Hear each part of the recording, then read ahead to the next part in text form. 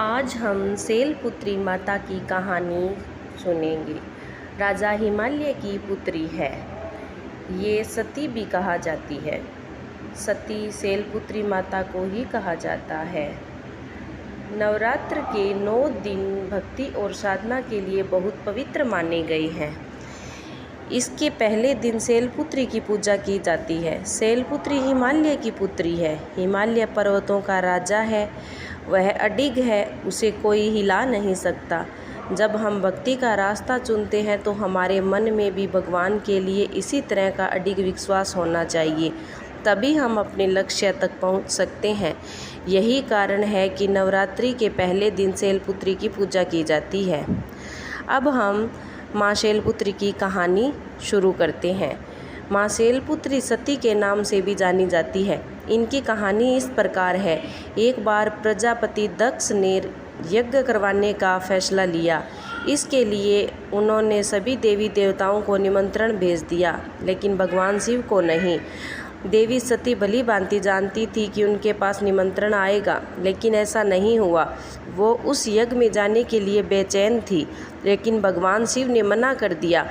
उन्होंने कहा कि हे देवी, यज्ञ में जाने के लिए उनके पास कोई निमंत्रण नहीं आया है और इसीलिए वहाँ जाना उचित नहीं है। सती नहीं मानी और बार बार यज्ञ में जाने का आग्रह करती रही। सती के ना मानने की वजह से शिव ने उनकी बात माननी पड़ी और उन्हें अनुमति दे दी। सती जब अपने पिता प्रजापति दक्ष के यहाँ पहुँची तो देखा कि कोई भी उनसे आदर और प्रेम के साथ बातचीत नहीं कर रहा है। सारे लोग मुंह फेरे हुए हैं और सिर्फ उनकी माता ने उन्हें स्नेह से गले लगाया। उनकी बाकी बहनें भी उनका उपहास उड़ा रही थी।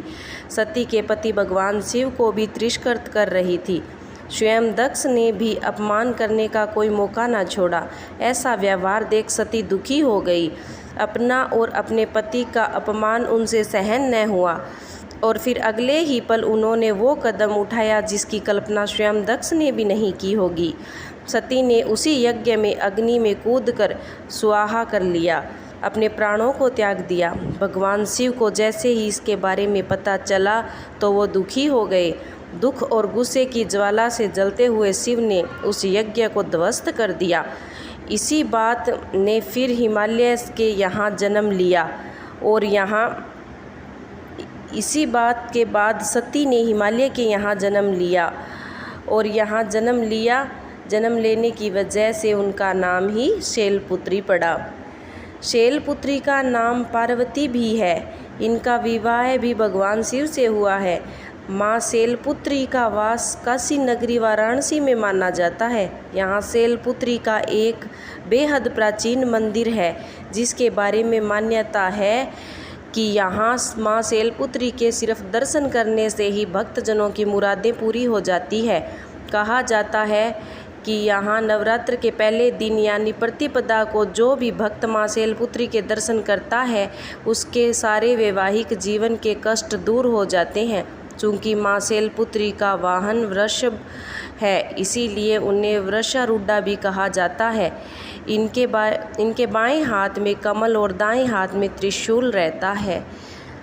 आज हमने माँ शैलपुत्री और माँ सती दोनों की कहानी बताई, जिससे पता चलता है कि सती ही शैलपुत्री है। और शैलपुत्री माता का जन्म कैसे हुआ, सती माता का जन्म पहले कहाँ था, वो क्यों सती हुई, इससे शिव भगवान का क्रोध कैसे जागृत हुआ और उन्होंने क्रोध में किस तरह यज्ञ को ध्वस्त कर दिया। सती माता का यह हाल, यह पीड़ा शिव ने महसूस की और भोले शंकर को इतना क्रोध आया कि उन्होंने यज्ञ को ध्वस्त कर दिया।